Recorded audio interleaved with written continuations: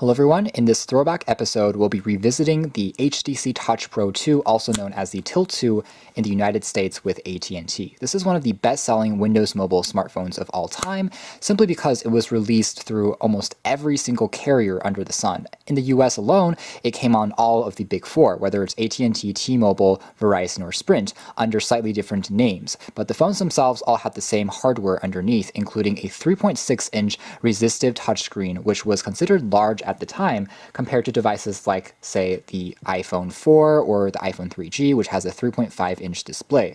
The name Tilt comes from the fact that aside from having a QWERTY keyboard, which is excellent for productivity and text entry, it also allows you to tilt the screen up to a certain angle, reminding us of a small laptop. You can then put it onto a desk for typing like this, which is a little awkward, or for watching videos without having to hold it in your hands. The phone at the time came with pretty powerful specs, but today they are definitely very slow. It includes a Qualcomm 528 MHz single-core processor and around 300 megabytes of built-in RAM, which were sufficient for Windows Mobile 6.1 Professional Edition at the time. On top of Windows, we had access to something called TouchFlow 3D, which was HTC's version and skin on top of Windows, and this was actually quite welcome compared to Android phones, where it seems like everyone just wants a vanilla build as opposed to a custom UI, because Android already feels so great and so snappy as it is. But Windows Mobile was a different story. Icons were often small, it was very cluttered and confusing, so having a skin like this, which made the touch experience feel more intuitive, made a lot of sense, and it shows that HTC put in a lot of work. Underneath the display, there was also a touch strip that was used to zoom in and zoom out of photos, and that's because resistive screens do not support multi-touch. Also down below, there's hardware keys for talk and back and opening up the Windows screen that looks like this. This is a traditional Windows 6.1 that is displayed kind of in this honeycomb format. On the left-hand side of the phone, there was access to a volume rocker. There's also a push-to-talk walkie-talkie key. On the bottom, there is the mini USB port for charging and also for audio, and that's correct. HTC did not include a standard headphone port on this phone, so just like on today's flagships, you had to use a dongle or an adapter. There's a stylus slot, and on the other side, there is a power key, and that's pretty much it. You can notice a few microphones running across the body of the phone, and that's because audio quality was one of the main emphasis of the HTC Tilt 2. You can simply use the gesture of flipping the phone over to put it into a speakerphone mode, where the entire back can act as a large speakerphone for picking up various people's voices as they sit around a table. And that makes sense considering Windows Mobile was primarily targeted at working professionals and business professionals. So HTC wanted to capitalize on that function. There's also a dedicated speakerphone key that you can tap on to transition between talking on the phone and talking using the speakerphone. On the back, there was a 3.2 megapixel camera with an autofocus but no LED flash and no self-portrait mirror. Back then though, cameras like this didn't really matter as much because most folks still carried around a dedicated point and shoot in addition to their smartphones. It was enough to share on social media, but that was pretty much it, and we've come a long way since then when it comes to camera performance on smartphones.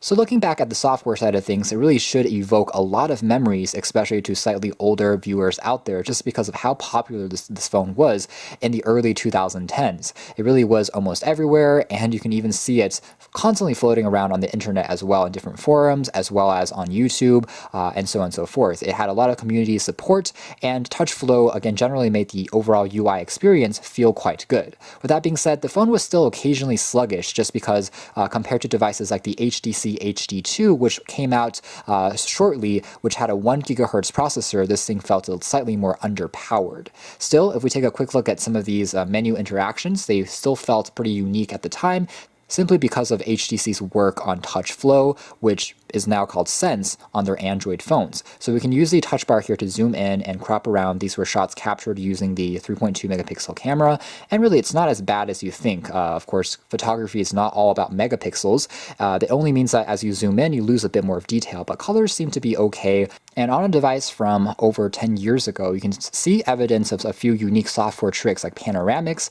Of course, the stitching here isn't quite as good as we see in today's phones, but it is functional, and overall, again, the main main thing here is it's good enough to get you by. And by the way, the screen resolution at the time was considered very high resolution. It was 800 by 480, which doesn't seem all that impressive today, but on a relatively small 3.6-inch display, it had a pretty high PPI northwards of 250. So it was still plenty sharp for things like text, as well as images, viewing back videos, and for browsing the web. Now, one thing about the resistive touchscreen though is you definitely do have to exert more pressure on the screen for it to function, as opposed to using a capacitive screen made out of glass.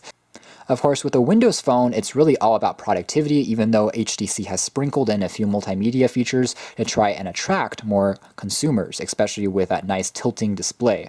With that being said, there are quite a few apps that you'll find here, including access to the marketplace, so to speak, for downloading some productivity-centric apps. There is access to Windows Media Player for viewing back videos, Opera Mini for browsing the web, and there's even a YouTube client on here as well. And here's something that I haven't seen in a long time, Teeter, which was an app that was found on almost every single early Android phone from HTC and Windows mobile phones. It was kind of a test of the accelerometer on their devices. Tilt the phone to navigate this ball through a maze, and the phone also has haptic feedback, so it vibrates as you tap it or the ball hits a wall too quickly, and of course the objective is to get through the maze as quickly as possible.